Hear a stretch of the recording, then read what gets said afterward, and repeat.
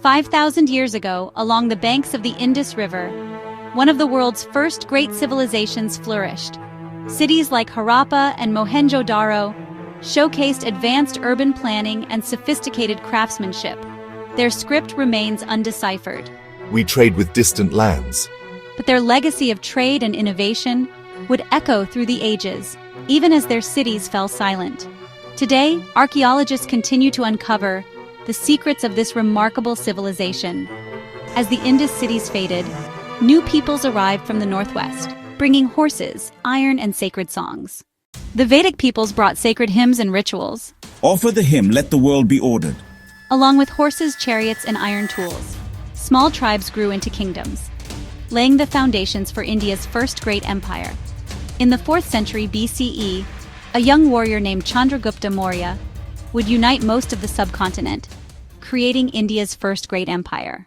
The Mauryan Empire stretched from Afghanistan to Bengal, uniting diverse peoples under one rule. Chandragupta's grandson, Ashoka, inherited this vast domain, but in 261 BCE, the bloody conquest of Kalinga changed everything. No more conquest, we choose a different way. Ashoka embraced Buddhism and carved his message of peace across his empire. He sent missionaries to spread Buddhism to Sri Lanka, Southeast Asia, and built hospitals, roads, and promoted religious tolerance. Though the Mauryan Empire eventually fragmented, its ideals of unity and dharma would inspire future generations. The Gupta period brought India's golden age, with revolutionary advances in mathematics, astronomy, and medicine. Zero opens new worlds. Artists created masterpieces that still inspire today, while architects built temples that reached toward the heavens. Gupta astronomers mapped the stars and calculated the Earth's circumference. Trade flourished, ideas flowed freely, and Sanskrit literature reached new heights. But even golden ages must end. As the Gupta Empire declined, regional kingdoms rose to prominence. The Cholas built magnificent temples and dominated the seas, while Rajput warriors defended their desert kingdoms. Sufi saints and Bhakti poets brought new spiritual movements. We travel for the sacred. This land holds many paths, creating a rich tapestry of faith and philosophy.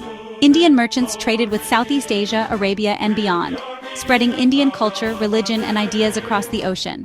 From Angkor Wat to Borobudur, India's influence shaped civilizations, but change was coming from the northwest once again. In 1526, Babur defeated the Delhi Sultan at Panipat, founding the Mughal Empire. His grandson Akbar created a court of unprecedented tolerance, where Persian, Indian, and Islamic cultures merged. The gardens are like another world. We paint the emperor's story. Shah Jahan built monuments that defied time itself. The Taj Mahal became poetry in stone, while the Red Fort showcased imperial power. Mughal India became the world's largest economy, a land of unimaginable wealth and cultural achievement. But across the oceans, European merchants were setting sail for India's riches. First came the Portuguese, then the Dutch, and finally the British, establishing trading posts that would become centers of power. The East India Company arrived as traders, but gradually built their own army. At Plassey in 1757, they defeated the Nawab of Bengal The company's coin buys more than muskets. and began their conquest of the subcontinent. India became the jewel of the British Empire, its wealth flowing to London while its people struggled. But the seeds of resistance were already growing. A lawyer named Mohandas Gandhi would show India a new way to fight. Gandhi's philosophy of nonviolent resistance inspired millions. Our resistance will be peaceful. Millions joined the struggle through boycotts, protests, and civil disobedience. World War II weakened Britain and strengthened India's demand for freedom. The Quit India movement brought the struggle to its climax. Leaders were imprisoned, but the movement could not be stopped. But independence came with a terrible price: partition. India was divided into two nations, forcing millions to leave their homes forever. Communal violence claimed hundreds of thousands of lives. Yet on August 15, 1947, At the stroke of midnight, India awakes to freedom. India finally achieved independence after centuries of struggle.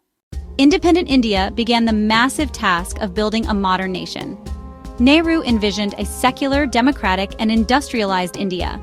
The Green Revolution transformed agriculture, while India reached for the stars with its space program. The IT revolution made India a global technology hub.